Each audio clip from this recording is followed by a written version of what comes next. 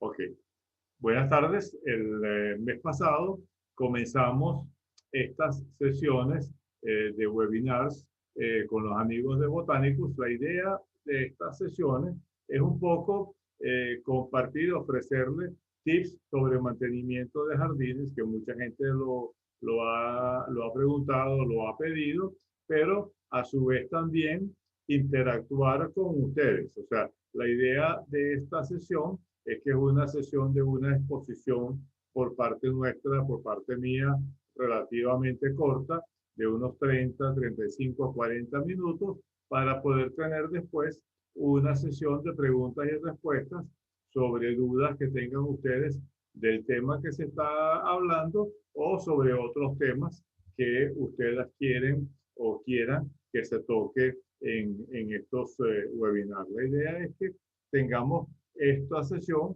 una vez por mes ahí, digamos, interactuamos las personas que somos amantes de este tema del paisajismo, de la jardinería, en todas sus ramas, ¿no? Y ustedes pueden también sugerir temas diferentes a los que nos ha tocado para ir preparando ese tipo de esas charlas.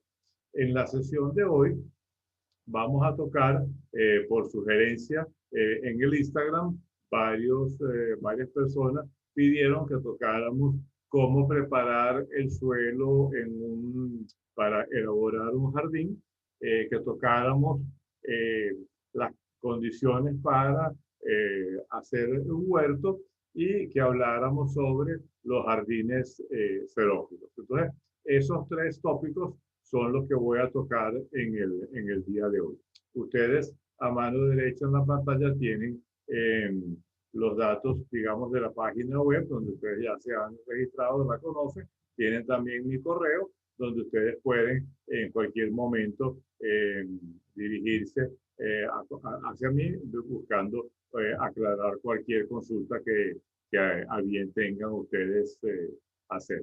Esta ya es la última sesión que vamos a tener por este año 2020, año que fue realmente bien complicado, bien difícil, pero que nos abrió esta herramienta nueva que estrenamos como es el Zoom, que realmente es una herramienta fabulosa donde podemos tener gran cantidad de contacto, gran cantidad de compartir información y sobre todo dirigida mucho a las personas que están fuera de Caracas, que muchas veces nos pedían si no se podían hacer cursos online y en este año, pues la verdad que interactuamos en nuestros cursos online con gente de Argentina, de Chile, de Ecuador, Perú, Panamá, Estados Unidos, España. Entonces realmente fue una herramienta que nos dio, digamos, esta crisis, esta cuarentena, esta pandemia, que nos abrió unas puertas también bien interesantes. Vamos entonces a, a dar inicio con nuestra... yo siempre les quiero recordar que nuestros cursos online tenemos el curso de bromelias, el cultivo de orquídeas, el de huerto urbano, el de paisajismo y diseño de jardines y estamos elaborando el de jardinería y mantenimiento de jardines, que son un poco los tips que estamos manejando en estos webinars. Entonces, vamos a ver en el primer tema, que es, digamos, el suelo, cómo es la composición del suelo, ¿no? Y el suelo está formado por componentes inorgánicos y componentes orgánicos. En los componentes inorgánicos tenemos la arena, la arcilla, el agua, el aire, y el componente orgánico es el componente que es el humus. Y el humus es el que se encuentra en las capas superficiales del terreno. Es decir, lo que le da mayor nutriente a nuestras plantas. Y cuando hablamos muchas veces de turba, pues nos estamos refiriendo un poco a esta primera capa del sustrato, que es el mantillo vegetal o lo que también se llama tierra de montaña. Entonces la estructura del suelo, como ustedes la pueden ver, está compuesta en esta gráfica, ustedes lo ven, la primera capa es la materia orgánica, el humus. Después de la materia orgánica está la parte del mantillo, que es donde, digamos, se fijan mayormente las raíces, y después ya vienen las capas intermedias y las capas de roca. Entonces, ¿qué es lo que sucede? Que normalmente o muchas veces este mantillo no es lo suficientemente rico para que las plantas puedan prosperar en ese sustrato, en ese suelo. Entonces tenemos que identificar cómo es el suelo que tenemos para poder ver qué tenemos que agregarle a ese suelo. Entonces vemos que vamos a encontrar suelos que son arenosos. O sea, ¿cómo determinamos que un suelo es arenoso? Obviamente donde predomina la arena, pero ¿cómo lo sabemos? Cuando nosotros hacemos un puñado, tomamos un puñado de tierra del suelo, un puñado del sustrato, y echamos agua a través de nuestra mano. Si la tierra que nosotros tomamos se nos va a desmoronar rápidamente, es que estamos ante un suelo arenoso. En cambio, si nosotros, el otro extremo del suelo arenoso es el suelo arcilloso. Cuando tomamos ese puñado de tierra y le echamos agua, y más bien ese puñado de tierra se compacta y se vuelve una pelota dura, eso es porque es un suelo que es muy arcilloso, que no permite que penetre el agua en él. Después tenemos en los suelos intermedios el suelo limoso, es donde hay gran cantidad de partículas de limo, y ya es un suelo que no filtra tan rápidamente como el arenoso, pero filtra un poco más que el suelo arcilloso. Y el suelo franco es aquel que tiene una proporción balanceada entre los tres elementos anteriores, entre el arenoso, limoso y arcilloso, y es el suelo más apto para lo que es la agricultura. Entonces, tenemos en este cuadro que los suelos arenosos nos drenan demasiado rápido el agua, los suelos arcillosos no hacen que penetre el agua rápidamente, o que no penetre, más bien se solidifique con el tema del agua, y que cuando tenemos una mezcla balanceada entre lo arenoso y lo arcilloso, es donde estamos entre los suelos francos y franco-limosos, en donde ya tenemos una composición donde el agua no se nos va tan rápidamente, y son los suelos aptos para el cultivo. Generalmente, si no estamos hablando porque cuando estamos hablando de una gran extensión de terreno, como lo que son los agricultores, pues obviamente en esas extensiones del terreno hay que hacer un análisis de suelo y introducir en el suelo o bien arena o bien arcilla, dependiendo del suelo que tenemos.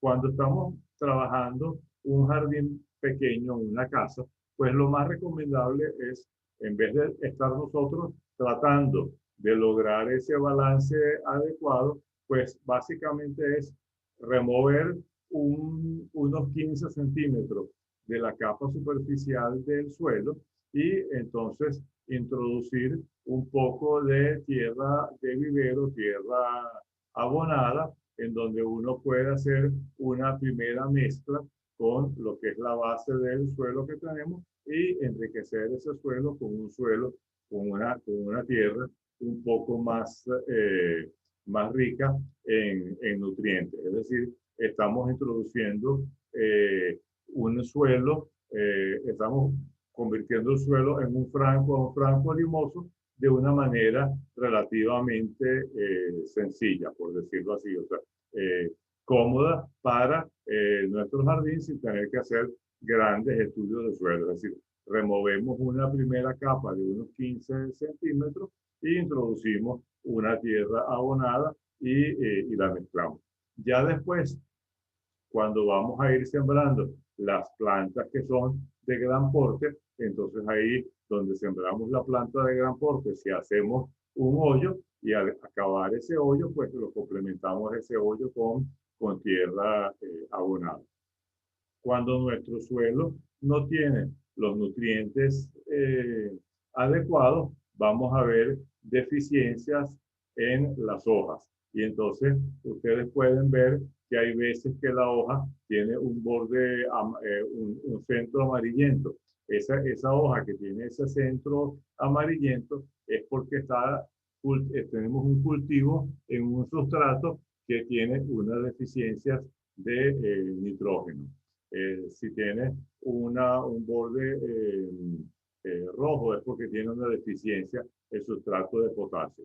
Entonces, si bien nosotros tratamos de preparar el suelo adecuadamente, también nosotros sobre la marcha vamos a tener que ir abonando, vamos a tener que ir fertilizando nuestras plantas para ir introduciendo en el sustrato, ir introduciendo en nuestro cultivo las deficiencias que podamos tener de minerales en las plantas para que ellas puedan crecer adecuadamente. Entonces ustedes van a tener en la presentación esta lámina donde es bien interesante porque muchas veces que vemos una hoja de nuestras plantas, de nuestros árboles y no sabemos en realidad qué es lo que no sabemos en realidad qué es lo que nos está pasando o qué deficiencias podemos tener en nuestro cultivo.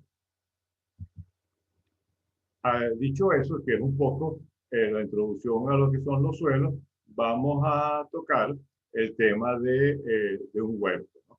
El huerto, hay muchísima gente que sueña y que aspira o que quiere tener el huerto.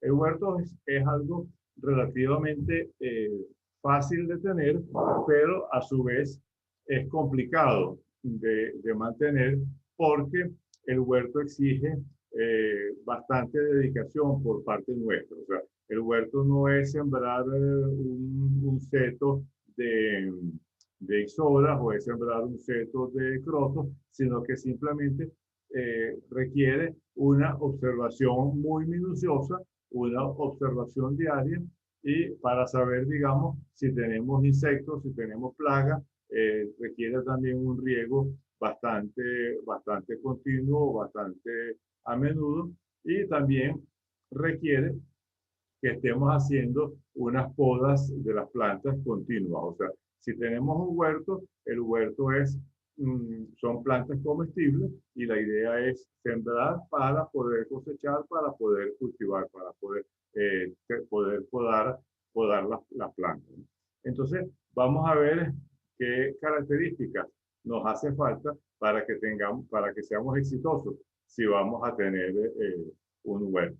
Entonces, primeramente, nosotros tenemos que diseñar y escoger el lugar del sitio del jardín donde lo vamos a tener. No necesariamente el huerto es algo feo que tenemos que tenerlo escondido en una esquina del jardín. Nosotros podemos hacer un huerto donde esté mezclado la parte de nuestras hortalizas con la parte de las plantas ornamentales. O sea, puede ser algo integrado al diseño de nuestro jardín. No tiene por qué ser un rincón feo del jardín, como muchas veces muchas personas lo ven de esa manera, ¿no? Y el huerto tenemos que asociar nosotros los cultivos, o sea, con la mezcla que nosotros podemos colocar de las plantas, vamos a lograr realmente que el huerto se asocie. O sea, por ejemplo, el romero o la albahaca son plantas que por su gran aroma, por el aroma que ellas expelen, repelen ciertos insectos igual que el ajo. Entonces, hay ciertas plantas que cuando las asociamos, ellas ya nos ayudan a repeler cierta cantidad de insectos. Entonces, generalmente, yo les recomiendo que si podemos tener el huerto o las plantas aromáticas que tengamos sembradas, que no necesariamente es una extensión de terreno, sino que eso puede ser en materos, que los tengamos cerca de la cocina. ¿Por qué razón? Una razón muy sencilla es porque nosotros pasamos gran cantidad del tiempo en la cocina y de esa manera nosotros todos los días podemos estar visualizando nuestras plantas. Podemos ver si les falta agua, si están bien humedecida la tierra podemos también ver si tenemos cierta plaga que se está comiendo las plantas. Por ejemplo, las albahacas se ponen muy feas la hoja porque les agarra mucho hongo. Tenemos que aplicarle insecticida, si no cada 15 días, por lo menos una vez al mes, tenemos que estar podándola. Entonces, la manera también cuando estamos cocinando, como estas son plantas que las vamos a usar en la cocina, pues no hay nada más sabroso que estar cerca de la cocina, uno salir al patio, recortar una albahaca, recortar un tomillo o un romero para usarlo en lo que es en nuestra cocina del día a día. Las condiciones climáticas para un huerto son muy importantes, porque hay muchas personas que quieren tener la siembra de un huerto, pero de repente no se fijan. El huerto tenemos que tener por lo menos una condición de mínimo 5 a 6 horas diarias que les esté llegando al huerto. Si no tenemos esta condición de sol, pues ninguna de estas plantas aromáticas, la albahaca, el romero, el perejil, el tomillo, el cilantro, se nos va a poder dar. Entonces, si nosotros estamos en un apartamento, pues veamos entonces a nuestro alrededor, veamos bien las ventanas, cuál es la jardinera que recibe más sol durante el día, y en ese sitio donde tenemos más sol durante el día es donde tenemos que colocar nosotros o bien la jardinera para hacer el huerto o bien las plantas que tengamos sembradas en potes que van a ser que va a ser el cultivo de nuestras aromáticas. Lo otro es que tiene que tener gran cantidad de riego. Después, también planificar bien la mezcla de las plantas. Por ejemplo, hay ciertas aromáticas que requieren un poco menos sol, menos sol no, menos agua, como es el romero, como es el orégano. Son plantas que son menos demandantes al agua. Una albahaca es mucho más demandante al agua, un cilantro, un perejil también. Entonces tenemos que lograr tener cierta separación de las plantas de acuerdo a su nivel de agua que requieren, y algunas requieren mucho más sol que otras. Entonces también tenemos que asociar esas plantas de acuerdo a la cantidad de agua y de acuerdo a la cantidad de sol que ellas van a tener. Entonces, nosotros tenemos muchas maneras de hacer el diseño de nuestro huerto. Podemos hacerlo en cajas de madera, en hilera. Podemos hacer un huerto vertical si no tenemos mucho espacio para disponer un sector del jardín. Y si tenemos un jardín en donde tengamos más o menos espacio, podemos, o sea, les voy a mostrar una idea que es un diseño de un huerto en espiral, en donde se coloca en la parte superior las plantas que requieren más sol y menos agua, y en la parte de abajo las que requieren menos sol y más agua. Entonces ya esta parte del diseño es un poco en función del espacio que tengamos disponible y de la creatividad que nosotros vamos a usar para tenerlo.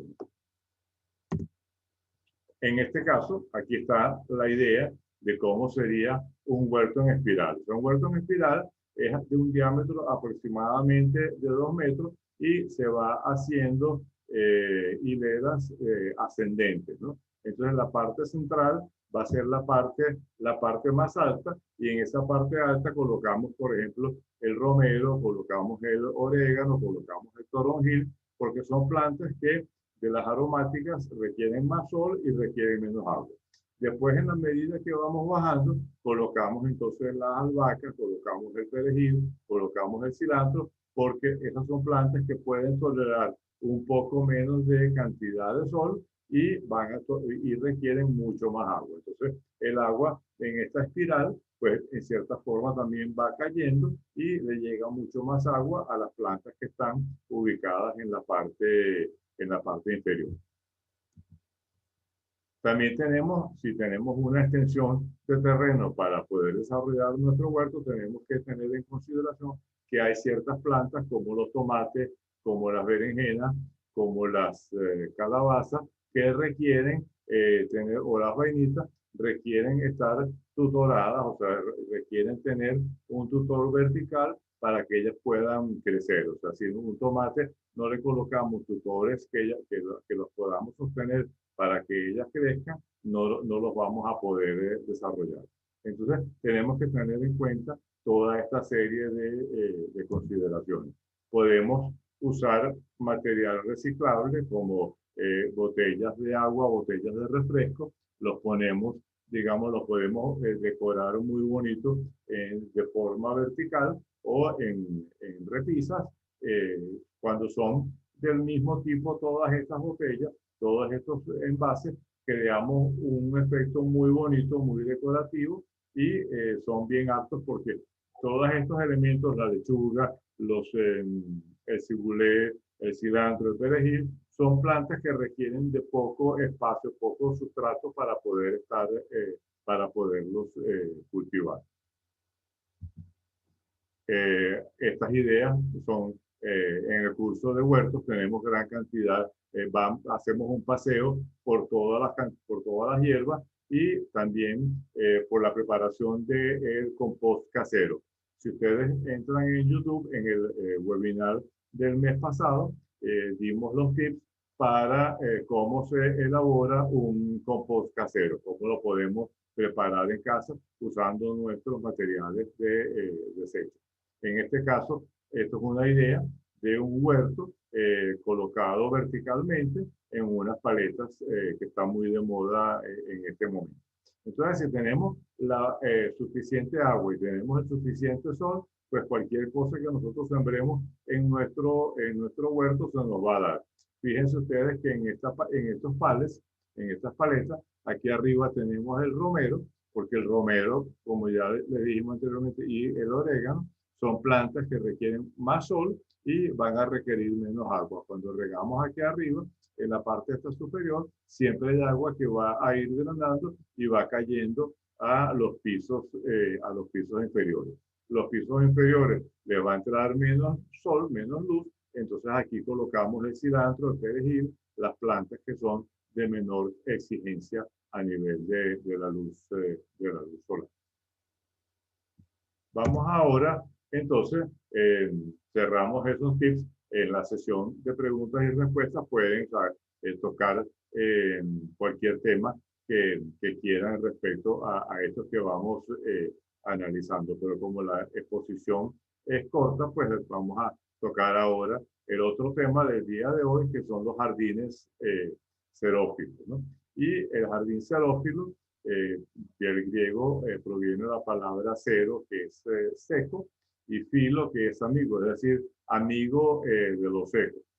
Se han puesto muy de moda las plantas, los cactus, las plantas suculentas, y hay muchas maneras de agruparlos y hay muchas maneras de mezclarlos dentro de nuestro jardín. Nosotros podemos tener un jardín en donde podemos dedicar un pedazo de nuestro jardín a lo que es un sector xerófilo.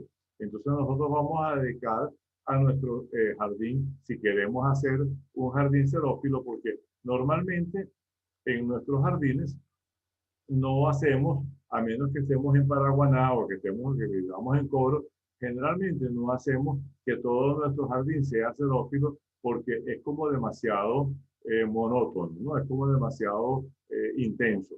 Igual sucede si, por ejemplo, a mí me encantan las bromelias, ustedes lo saben, pero entonces también un jardín donde todo es bromelias también es como muy pesado, muy monótono.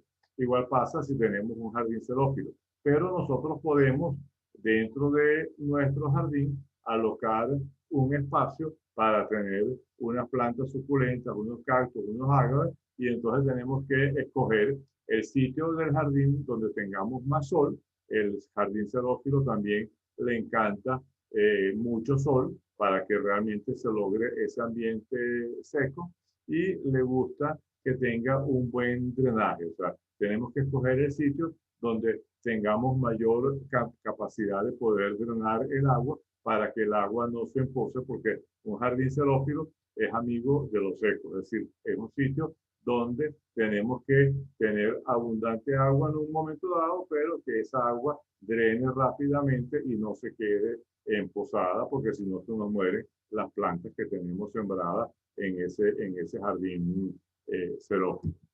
Entonces nosotros vamos a qué plantas podemos nosotros sembrar, porque no solamente van a ser cactus, sino que nosotros podemos tener plantas que van en este jardín xerófilo. Entre ellas, por supuesto, son los cactus, son las plantas suculentas, son los agaves, y en el caso de las bromelias, tenemos un grupo de bromelias, que son las diquias, las equias, los ortofitos, que se comportan similar a un agave, o sea que les gusta mucho este ambiente seco con abundante cantidad de sol. Y dentro de estas plantas, pues tenemos una gran variedad que podemos buscar para que, digamos, el jardín dentro de los xerófilos sea también colorido, o sea, no sea pura espina, sino que tengamos plantas como estas, las suculentas, o sea, los ágaves, que digamos, si bien hay algunos ágaves puyudos, otros no son tan puyudos, pero que le dan un cierto verdor y frescura a ese ambiente. Los cactus, por supuesto, son las plantas por excelencia de un jardín xerófilo, son originarios de América, y lo más significativo del cactus es la areola, donde se genera una estructura especializada que son las espinas, que es lo que realmente usan ellos para protegerse de ese sol tan inclemente en el cual ellos les toca vivir. Las plantas suculentas, hay una inmensa variedad. Generalmente todas ellas son más bien relativamente pequeñas, pero se logran en rocallas unas composiciones muy bellas, ¿no? Las suculentas son las plantas que su hoja se ha engrosado para permitir la acumulación de agua para tolerar estos ambientes de sequía. Generalmente esas plantas suculentas tenemos que regarlas cada 15 días, algo así, y tenemos que tener un muy buen drenaje para que el agua la tierra no se humedezca y se seque rápido. Otro elemento importante son los agaves en esta composición de los jardines xerófilos. Los agaves también son originarios de América, sobre todo de México, o sea, del norte de México y del sur de los Estados Unidos y Colombia. Los agaves son los bien conocidos por ser un tipo de ellos, las plantas de las cuales se extrae la tequila, pero hay una gama muy amplia de los agaves. También está la muy conocida aloe vera, que es la sábila, que se ha usado mucho como planta medicinal y planta en lo que es la dermatología. Entonces son plantas muy vistosas y hay una variedad enorme de estos agaves, ¿no?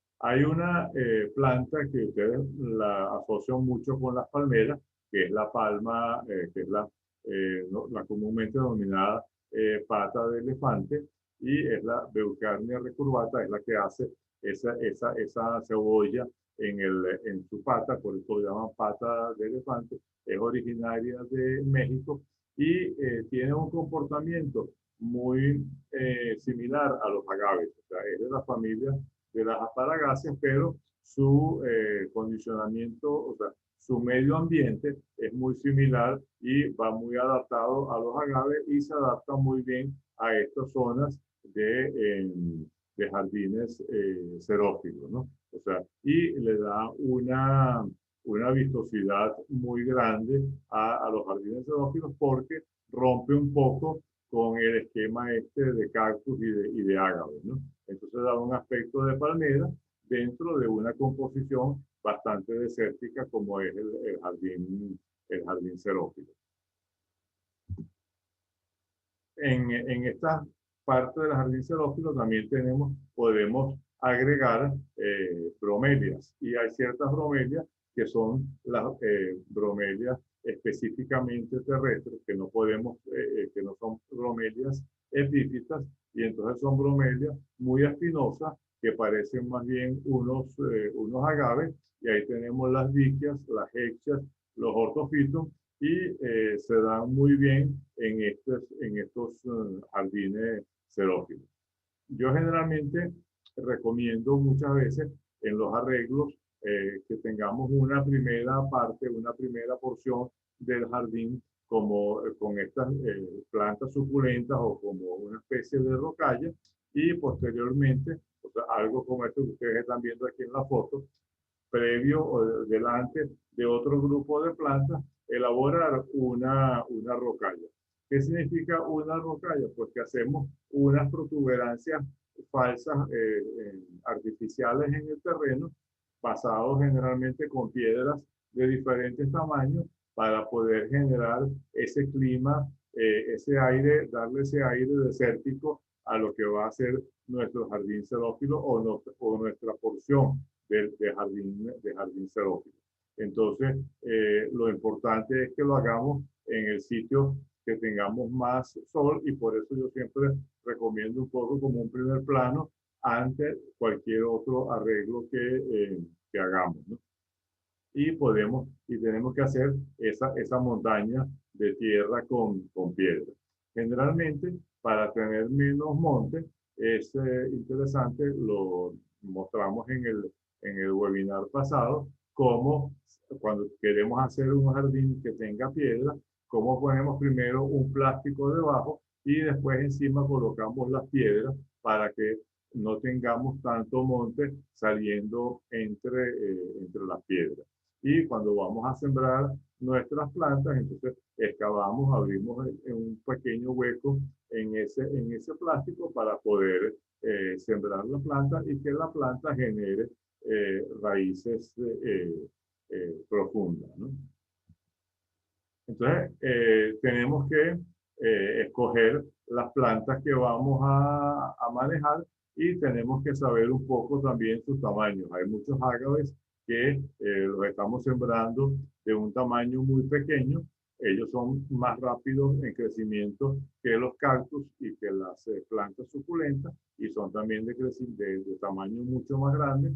Entonces tenemos que poner sobre todo esos agaves más en la parte de fondo de nuestra rocalla, y en la parte de un primer plano hacia afuera, entre las piedras, colocar más bien las plantas suculentas y la bromelia tipo diquia, tipo hecha, que se van a dar muy bien en ese ambiente xerófilo.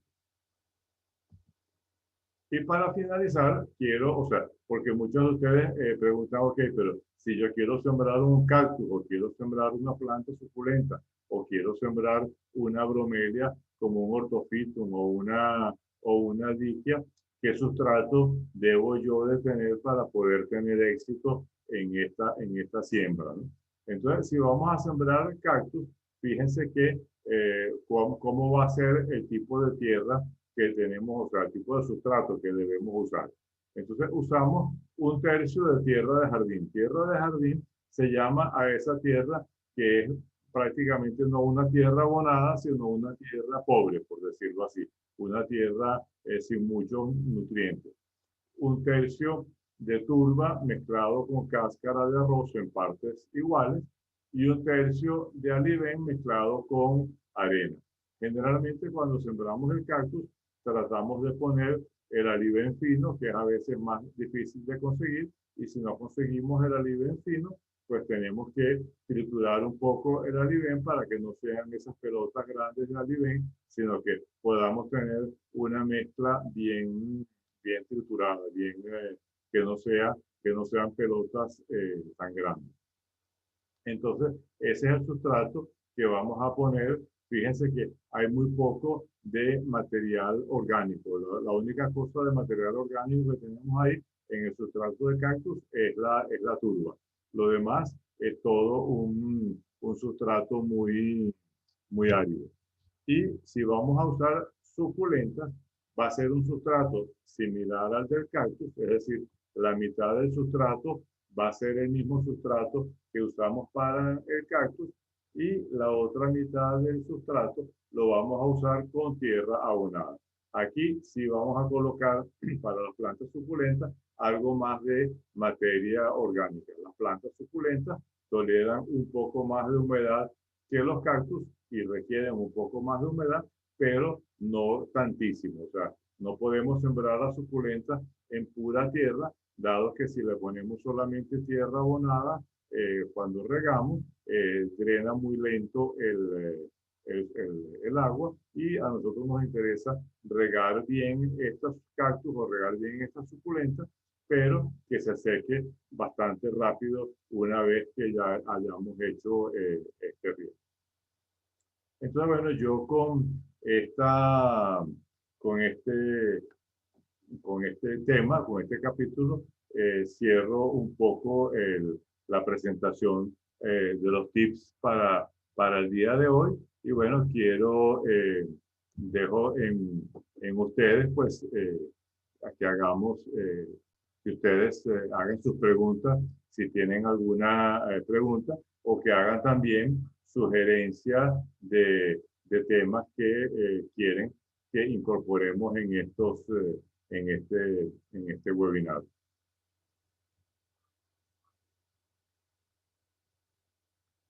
No hablen todos a la vez porque si no, entonces nos complicamos mucho. Yo tengo una consulta. Sí, dime, Ocran. Ok, en el tema del huerto, Ajá, ahí tengo yo una consulta. sí, Usted habló sobre un jardín, como un jardín, no, un espacio como un espiral. Y sí, yo vi que habían como unas rocas y era un círculo en espiral. Lo que sí. no entendí de allí era cómo las tengo que clasificar y o sea, por qué las tengo que clasificar así. Porque usted dijo algo de la sombra y la humedad, pero entonces es como para que yo recuerde cómo la voy a regar. Sí, no, fíjate lo siguiente.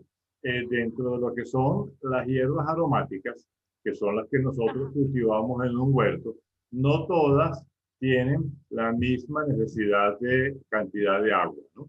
Entonces, por ejemplo, ahí tenemos ya que entrar un poco en análisis de lo que vamos nosotros a querer sembrar.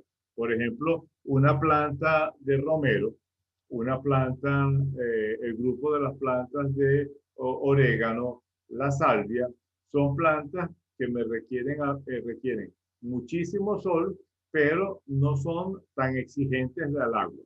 Pero, por ejemplo, una albahaca, la albahaca es una planta que puede tolerar un poco menos sol, pero a la albahaca le gusta un riego casi que interdiario, o sea, un día sí, un día no. Entonces, cuando estamos hablando de ese diseño en espiral, la idea es hacer como una pequeña torre en donde en la parte central, más alta, vamos a colocar la planta como el orégano, como el romero, como la salvia, que son las plantas que requieren muchísimo sol, si es posible, 12 horas de sol al día, es decir, todo el día que estén recibiendo sol, pero ellas no son tan exigentes a la cantidad de agua que van a necesitar. Entonces, por eso la colocamos en una parte más alta. Y en la medida que va bajando, o sea, cuando tú riegas, esa agua va a ir drenando de la parte central hacia abajo. Entonces, abajo, o sea, las plantas que están debajo de esa espiral van a recibir generalmente menos sol que las que están más en la parte del tope de la espiral. Entonces, en la parte más baja de la espiral, más en las laderas, ponemos el perejil, ponemos el cilantro, ponemos la albahaca, ponemos rúgula, lechuga, otras plantas que sí son mucho más exigentes a la cantidad de agua que requieren y pueden no tener tanto sol como un romero, por ejemplo. Ok, ahora otra consultita Ajá, en cuanto a esa parte del huerto, ajá, porque tengo un tema de que yo estoy promocionándole a mis clientes que hagan huertos caseros. ajá. Entonces, ellos tienden a decirme que no, es más, tengo una que hizo todo, o sea, ella buscó una persona que le removiera la tierra y todo, pero el huerto no le dio, no le funcionó Ajá. a lo que ella quería. Entonces, yo tengo que ir hasta allá a revisar qué fue lo que sucedió, Ok. pero yo considero que tal vez puede ser o falta de dedicación o algún tema con la tierra. Yo vi que usted habló de que había una parte que había que hacerle el tema, como mezclarla con tierra, esta tierra negra. Sí, pero fíjate, Okram, el, eh, el tema aquí de que no te funcione, básicamente se limita a todo, que es un poco lo que yo comentaba al principio, que la Ajá. gente quiere tener un huerto, pero no se dedican al huerto. El huerto es Exacto. relativamente sencillo de tener, pero es muy exigente en el cuidado Sí. por la siguiente razón. Yo tengo que regar prácticamente el huerto un día sí, un día no. O sea, yo no debo de dejar que la tierra mía del huerto se me seque. Si la tierra se me seca, si yo tengo un perejil, tengo un cilantro, tú ves que ese perejil y ese cilantro, cuando ya la tierra no está húmeda, él se duerme por completo Sí. y en 2 días, o sea, perdiste el perejil. Entonces, tienes que estar encima en lo que es el riego. Tienes que estar Ahora, encima. ahora que usted, ay, silencio, ahora que usted está tocando ese tema, mire, por ejemplo, la persona se lleva, yo les vendo plantones. Le voy a mostrar lo que es un plantoncito de los que yo tengo. La persona se lleva el plantón y entonces yo, por ejemplo, me he dado cuenta que después que yo lo saco del germinador, de la bandeja, si la persona no lo riega por lo menos 2 días consecutivos de estarlo mirando cada 2 horas, porque me he dado cuenta que él como que tiende a dormirse por el calor y el tener que acomodarse. Sí. Uh-huh. Entonces, yo quisiera saber si estamos en lo cierto, porque eso ha sido mi observación, no es que yo lo he observado así. Mire, le voy a No, mostrar lo que es lo que yo tengo ya abajo. uh-huh. Permítame. Ay, ¿dónde está para voltear la cámara? Ahora no veo. Bueno, se los muestro acá. Este, por ejemplo, Ajá. es un plantoncito de los que yo tengo. Sí. Si yo le pongo eso o le pongo remolacha, esta remolacha, Ajá. ¿qué sucede? Que cuando la persona se lo lleva, cree que está ponerlo allí y olvidarse de él hasta el día siguiente. O sea, sembrarlo y ya lo regué hoy, ya me acuerdo es mañana.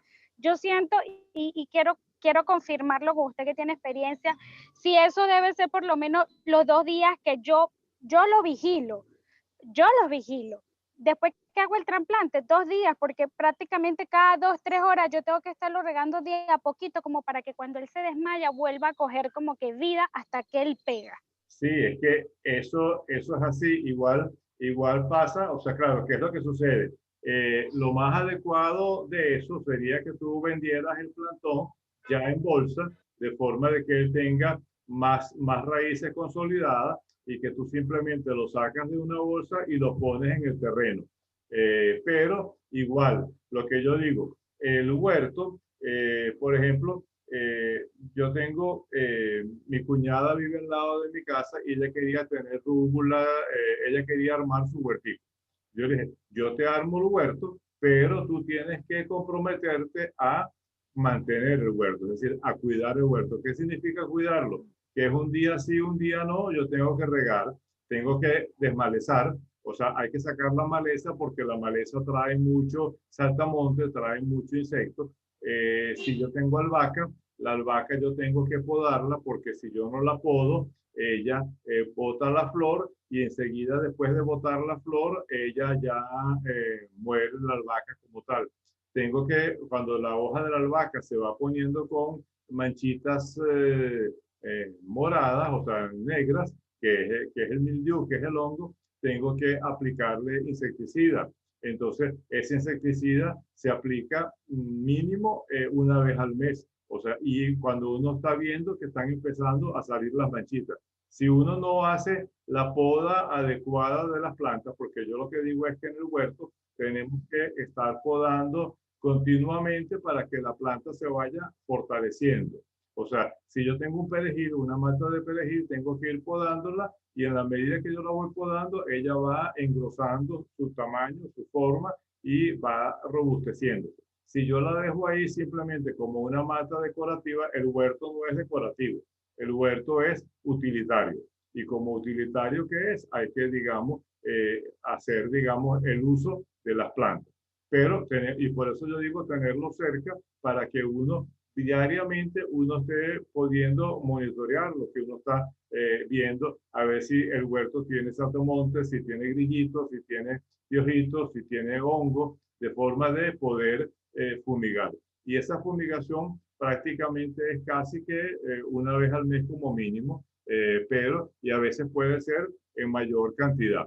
Entonces, el huerto es sencillo de tener, sí, pero es exigente también. O sea, digamos, hay que estar encima de él, removiéndole el monte, cortando las plantas, podando, para que uno pueda tener. Y como te digo, mi cuñada, yo como vivo al lado, pues, o sea, yo estaba como que vigilando continuamente, mira que no ha regado, y mira que tenemos que fumigar, mira que tenemos que cortar la albahaca, tenemos que podar el perejil porque se está poblando demasiado. Entonces, hay que estar, digamos, encima de esos pequeños elementos, de esos pequeños detalles, y tú logras tener ahora tenemos unos perejiles grandísimos, un ají también, una albahaca, todo bien bonito. Le ha agarrado el gusto porque ha visto que, oye, que sí se puede tener si uno tiene una dedicación. O sea, por lo menos un rato cada día uno tiene que visualizar y ver cómo va el huerto.